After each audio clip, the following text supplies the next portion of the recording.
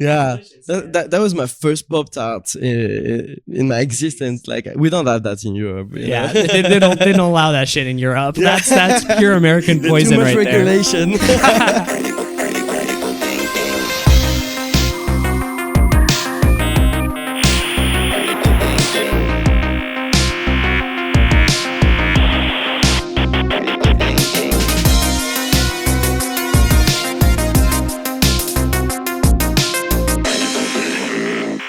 Alrighty, I'll hold up for just a sec, because we've all heard of living off the land as a red teamer technique, right? Well, unfortunately, I just got off a call with the Threat Locker team, and they said that isn't going to fly anymore thanks to the ring fencing feature. Let me double click on that for you, okay?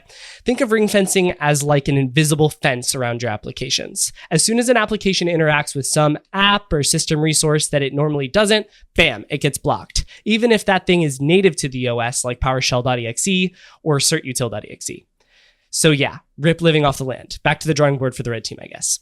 Anyway, if you want to see this in action, head over to threatlocker.com for a demo. And when you do, ask for my guy, Andrew. His demo was very to the point, and he had great answers to all my technical questions. Check it out, y'all. Seriously, don't sleep on Threat Locker, especially not in this recent landscape of EDR uncertainty. Am I right? Yeah, I'm right. Okay, y'all know. All right, let's get back to the show.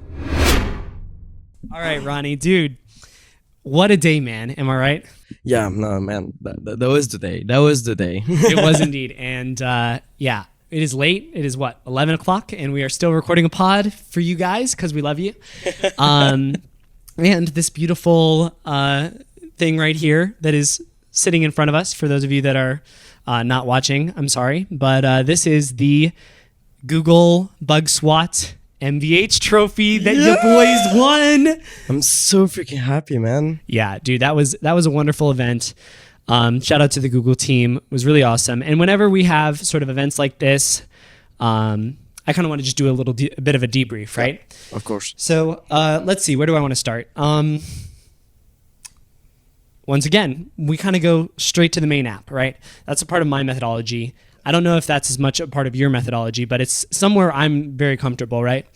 And I think that has a lot of value, but it doesn't always pan out because a lot of times in the targets that we've been facing recently, there's been ways to affect main scope, tier 0 scope, by going around. So I've been thinking more lately that I kind of want to start doing that again, but this event once again reinforces the upsides of just going straight for the main target. So how did you feel about that this event?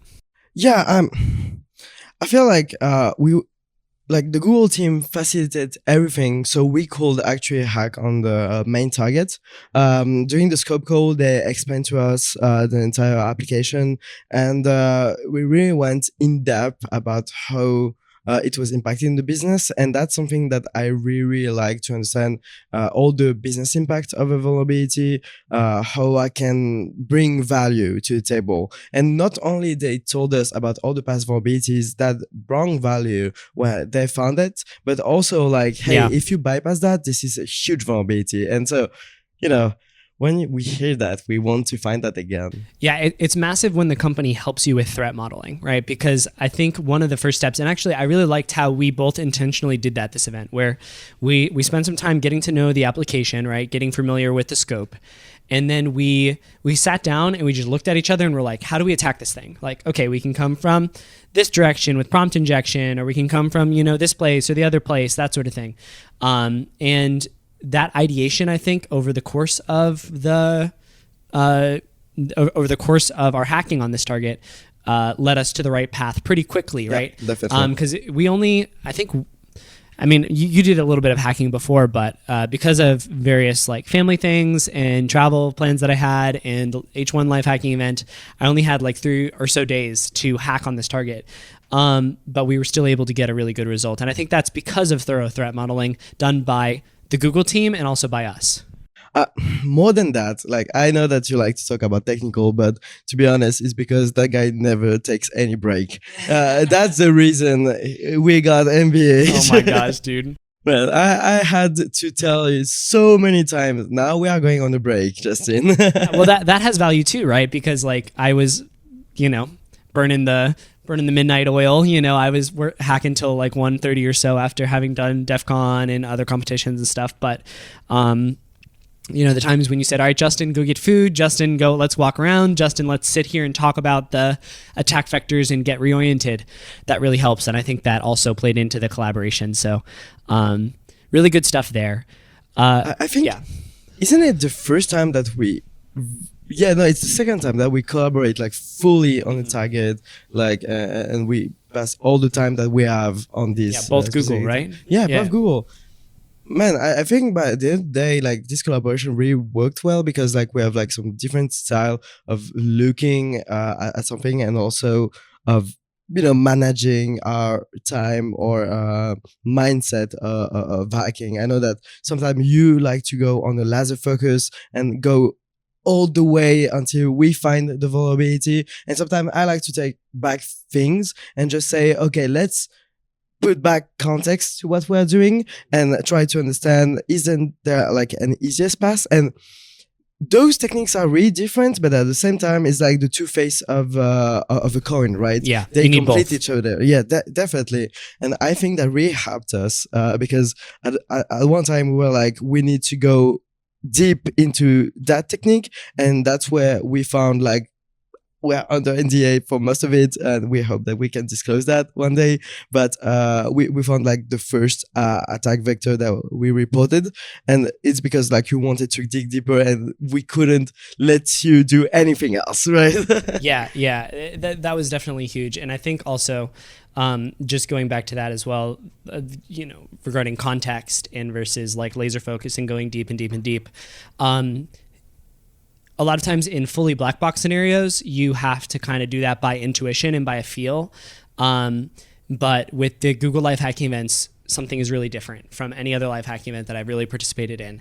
And that is that Google engineers, some of the smartest people in tech, will sit in the world. Yeah, seriously, will sit next to you with their laptops and like go through code and like talk through your attack vector with you at a very knowledgeable level. And these are people not that are on the security team and like, do security stuff, but don't really touch the code. These are like, I say, here's the functionality. And like within 5 minutes, they have narrowed down all of the Google code base to that, just that functionality. And you're looking at the correct function, which is just an amazing skill, but also I think speaks to Google investing a lot of time and effort into their code search tools.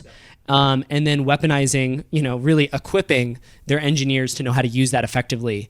And I think that is something that contributed to us being able to find a really, really solid bug on a very short timeline. And I think what also really helped is that Google mindset is that hunters are the extension of the security team, right? We're not two separate entities. We are trying to do the same job. And so they are going to go all the way to help us actually pop a crit.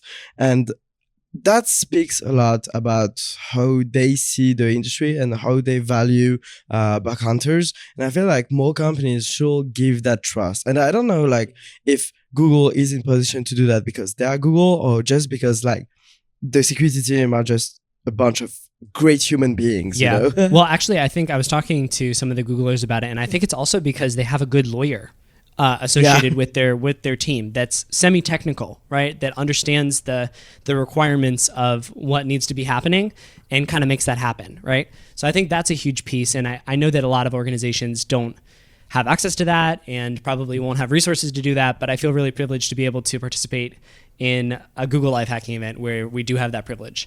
And we can see, the bolstered effect of that happening there. So, all right, let's go from there to some of the technical stuff. Obviously, we're under NDA for a lot of stuff, but I think we can talk about overarching principles. And because Google's pretty good with disclosure, I think we should be able to talk about more technical details in the future. But let's just say, as always, anytime you are able to run code in a sandboxed environment, that needs to be thoroughly checked. And not only does it need to be thoroughly checked on the front of, can we escape the container? Can we, do some sort of super technical exploit that will allow us to break out? Or is there a misconfiguration in the container? But also on the front of what kind of things are being put into that container, and how can we weaponize the various services that are exposed there to accomplish malicious goals. Because sometimes that container is locked down as can be, but there's an API sitting right outside, or like a port sitting open on an adjacent host that can really make all the difference. Yeah, like when life throw you like a bunch of tools that are like not useful at all, you need to do something with it. You need to build something with it. And basically, when you are in a sandbox environment, and maybe you are not like the kind of hunter that know all the sandbox escape in the world. I'm a web guy, dude. Yeah, I'm a web guy too, and I don't know how to escape a sandbox. And that's not something I'm want to look at. But like we basically looked at one another and just say, okay, what's inside the sandbox? And because also the Googlers told us like, hey, you should check what's inside the sandbox, because sometimes we don't even know what's happening there. Yeah. I think that's big. I think that's really big. And I think going after targets you're intimidated by as well is necessary, and something pretty much every time I've been proud of the performance that I've had at a live hacking event, it's been when I've gone after a target that I was intimidated by. So that's big. Yeah, that's actually, as I'm saying it to you here on the pod, I am realizing that needs to be like a core tenet of my scope selection from now on, is like, what is the most intimidating part of this app? What is the thing that is going to be hard for me to hack, or that I need to learn stuff about? And then going after that. I think that will pay dividends a lot of times. And like we ran into in this situation, there were many things that we didn't know how they worked. We were looking at a lot of code that we weren't familiar with, the language, the structure, the linting rules that they have. It's like whack how things are formatted. But yeah, we kept on pushing through all that, and I think we got a result that we're proud of. I really like what you're saying here, because that's something that really resonates with a lot of time of my mindset, but at the same time I think I'm not applying it too much. But it's that our comfort zone is the same as so many other people's comfort zone. Yeah, web is debatably the easiest to learn, I think. But even outside hacking, like our comfort zone is, the same as so many people comfort zone. And when you try to step out, you'll go to unexplored places. And that's where research truly starts. It's not like when we take a methodology and just apply it and see if it works. It's when you don't have any clue about what kind of methodology you are going to use. You are going to do scary stuff, and you are going to get scared. Like, I think if it wasn't for you doing the collab, I would have just say, oh no, it's too hard. But you were like, no, we need the next step. And then I was like, oh, okay, but we can do that. And yeah, we pushed one another, and that's what really helped us, I think, go out of this comfort zone. And because also each of every step was so funny. Like, yeah, oh man, it was so great. Cool. Yeah, there's some, the product we're hacking is very. There's some very humorous outcomes on that, which is really good. The other technical piece two more technical pieces that I wanted to bring in is a trend that I've seen across multiple live hacking events now, which is that there are often some really, really good bugs in the SDKs for the targets that we're looking at, right? Like if you're targeting an application, fine, go hack that application. But oftentimes there's ways for customers or like collaborators, I don't know what to say, that like associated companies, to utilize part of the code in like sort of an integration, right, with the app that you're hacking on.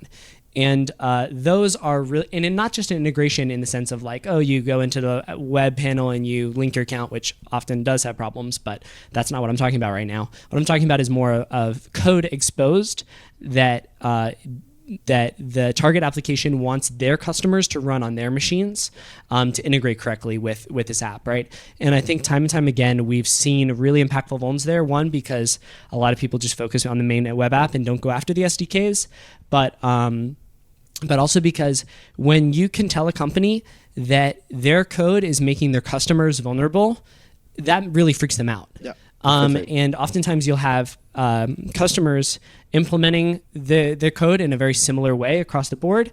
And if the company is large enough to be running a bug bounty program, you often have a very large impact surface for those sort of things. So that's a really great tip as well when it comes to selecting a target and going towards a little bit more of a untraditional approach to attacking that main application, right? Yeah, and also on top of that, like if you can really understand the core of the business, if you can leak anything, you'll know if it's impactful or not. And that assessment is really, really interesting to do because like on previous live hacking events I've attended to, like Snorlax and I found in the JavaScript file just some description of integration that the company was doing with their clients. However, those integrations were totally confidential. And so we just reported a bunch of text that was exposed in JavaScript and we got paid for that. And I guess that a lot of people would have missed that because we don't have like this understanding of the business. So even if we have deep down into technical, we are like trying sandbox escape and everything. And then you see a piece of code and you're like, wait a minute, isn't that something that's not supposed to be there? And you go all the way to look at why it's not supposed to be there and what we could do with that. Even if it's not like a secret, a credential or something like that, this just having the business perspective could help you to find the vulnerability and convert like something that you think is nothing to that shouldn't be there. Yeah, I think you do that really well, Roni. I've seen you do that a couple times across different scopes. So I think it also reminds me of a scenario that I ran into at a live hacking event probably 3 or 4 years ago with John Botterini. And he essentially was, one of his highest paying bugs of the event was him showing the team how his requests could cause extreme legal action to be taken against them and massive fines from the government, right? And they were like, oh shit, like it was bad, and that's just not, and that required more knowledge of policy and how it applies to the scope, how it applies to the application, and how they were automating, some of these more regulated sectors, for him to be able to find that vulnerability and then on top of that, properly explain it to the security team and then to the legal team as well as they became involved. So there's lots of, there's clear PII leak, there's code execution, there's, all of these more known traditional classes, but I think there's also a whole class of like vulnerabilities that relate to legal compliance, weaponizing GDPR. GDPR. Thank you. It's late. Thank you. I was like, no worries. GDRP. That doesn't sound right. Yeah. No, that's too European. So I'm not European. Yeah, the U.S. mind cannot comprehend GDPR. There we go. Yeah, I think that's something that requires a farther knowledge of the app, which can be attained by using the app, reading the documentation, doing really thorough threat modeling. That's actually a trick that I've used in Bug Bounty to raise the severity of certain leakage that I had. It was just like, hey, can you run this by your legal team and just tell me what they say to you? And something that people do not often realize is that in most of the companies, the security team and the legal team don't get along at all. And so when this security team at the time asked the question to the legal team, like this was straight up raised to a critical, and they were like, yeah, we got a huge problem now. And like just before they was like, oh, that's medium, And so that's a cool trick to just, ask the legal, like the security team, what's up about the legal impact, because sometimes we miss stuff about those policies. So I think that we should dig deep in the technical, but sometimes we need to take a step back and just think about, okay, what's the business impact here and what's the legal impact, and all those other implications are more like, I would say, human and policies, less technical. But I think that the way that we both think, that really help us on our collab. Yeah, with that. For sure. I think just bringing it over to the last technical thing that I had sort of in my head from this event as a takeaway, which is that I think when you think about the age of companies as well, there's a lot of vulnerabilities that crop up more than expected, and Google's been around for a while, and they've been a part of, like, their code has become core and important from very early on, right, in the internet, really, even. And so I didn't really think of Google like an old product, and I'm sure it's gotten lots of code review and rewriting and that sort of thing, but I think there were a lot of things that I saw in this event that surprised me that I would have more associated with older companies that cropped up on Google. And so taking some time thinking about, okay, well, hey, we all know that, PayPal and eBay and like some of these, older companies, right? Just to name a couple, Google as well. They've got some janky stuff in there, and approaching it like an older application rather than something that might have modern architecture decisions, even though of course Google does, but there's also those older pieces that have to stay around. Yeah, and I kind of feel like those companies like are so big that they have so many processes in place, like technical processes, in order to not screw up some part of the code base, that sometimes you just need to rely on human error and just a logic error in the flow. So I'm not talking about like business logic error, but just like, hey, what happened if this happened? It's still inside the policy of code review, compliancy and everything, but it shouldn't be there. And so that's, I think, an angle of attack for those giant companies, of just trying to think about scenarios where everything goes right because they are a process-based company, but that sometimes the process is actually the vulnerability. Yeah, that's good. Do you have any thoughts? So those are my main thoughts on the technical pieces for the event. Did you have anything that came to mind that you were surprised about from the event from a technical perspective, or any of the things you wanted to shout out about the event itself? Yeah, a shout out. I have at least one in mind. I will start with the technical. I would say like all the others bug hunter at this event really astonished me by all of their skill and knowledge about the Google infrastructure.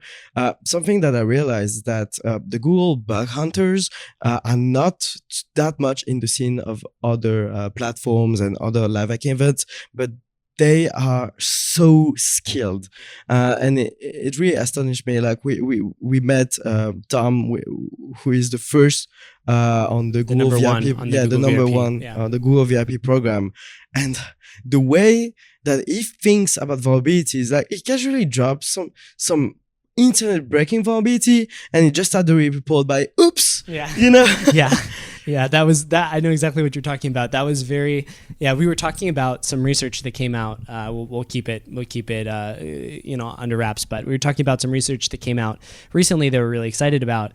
And then he's like, oh yeah, I know what you're talking about. And then he like pulls up a report from like 2020 or 2019. Something like and he's that. like, oh yeah, I think I found this back then. And I was like, okay, well, why didn't you freaking publish it? Like I would have loved to have seen that, back then.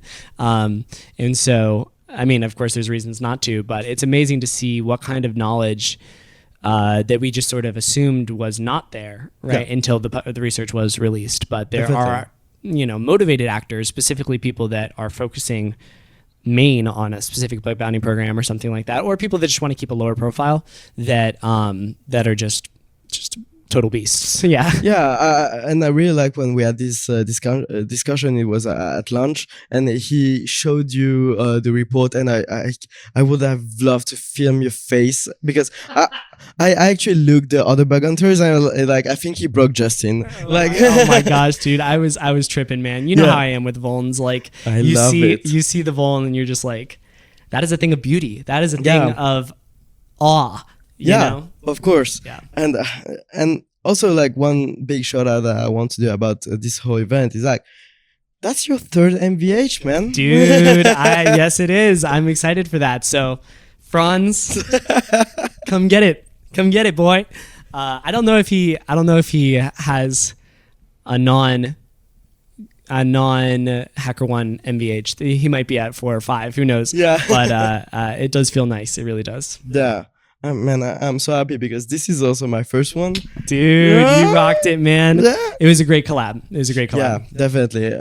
For people like to understand how great of a collab it was. Yeah, at some point it was so late at night, and because of jet lag and everything, I was just sleeping on my keyboard. Like he could actually see me sleep on my keyboard, and at some point he was like, "Hey, dude, I got the next step. Wake up!" And like we got through it, and the next day he was so asleep. I was out. We were at the Google, like they had like a suite at a really nice hotel, and he was just sleeping on the couch in front of everyone. Yeah, dude. And It was bad. And at this point, I was continuing like what he started on the research, and I think that tells a lot about our collab, but also like I would say about our friendship and like the trust that we have. And I realized that when we're doing it, it was just so funny, man. That was so cool. Yeah, man. Definitely a wonderful collab. Shout out to all the Googlers out there, Sam, Herb, Gabor, Jan, Martin, yeah. All of them. It was a really cool event. The space that they held it on the second day was really awesome too. And man, the snacks there were pretty much unparalleled. Like literally you walk in there and there's like a whole freaking king size bed worth of like size table filled with like a different snack on each vertical row. And I was just like, wow, I'm like a kid in a candy store. I got some like trail mix. I got some like, what the frick are these? Like little Pop-Tart bites. Like it's delicious, man. That was my first Pop-Tart in my existence. Like we don't have that in Europe. You know? they don't allow that shit in Europe. That's pure American poison. Too much right regulation. All right, Roni. Well, thanks for. I know it's late, man. We're pushing it, but thanks for coming on the pod and debriefing a little bit with me. It was a really fun event. I think there's some good takeaways. Yeah, and man, we can do that whenever you want. Like winning MVH. Of course. All right, dude. Good stuff. Have a good one. Peace.